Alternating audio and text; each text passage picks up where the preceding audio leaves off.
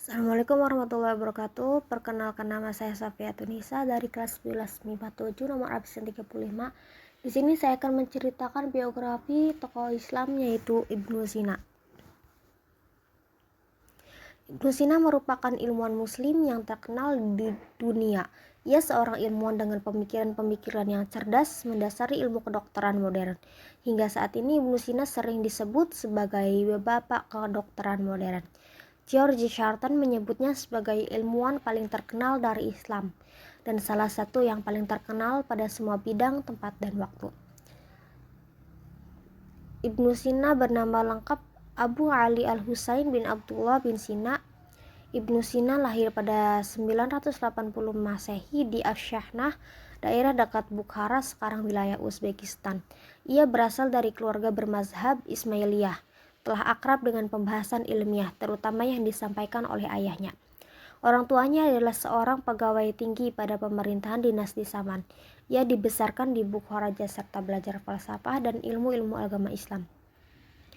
Ibnu Sina lahir di saat zaman keemasan peradaban Islam. Pada zaman tersebut, ilmuwan-ilmuwan muslim banyak mengeluarkan karyanya berupa terjemahan teks ilmu pengetahuan dari Yunani, Persia, dan India.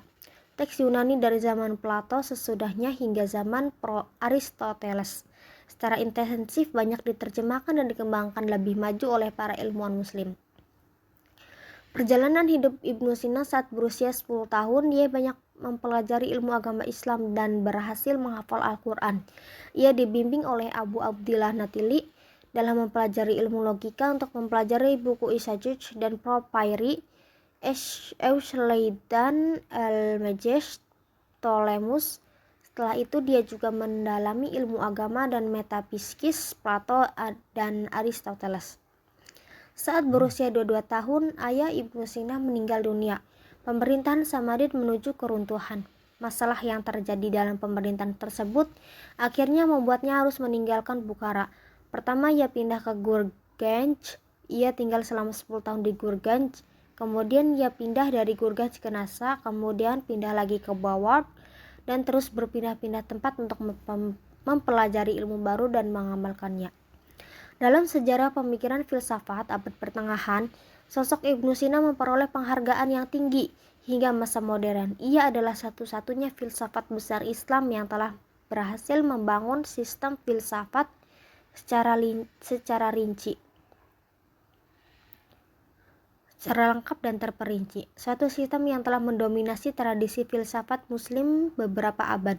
Kehidupan Ibnu Sina dihabiskan untuk urusan negara dan menulis pada usia 50 tahun 428 Hijriah atau 1037 Masehi.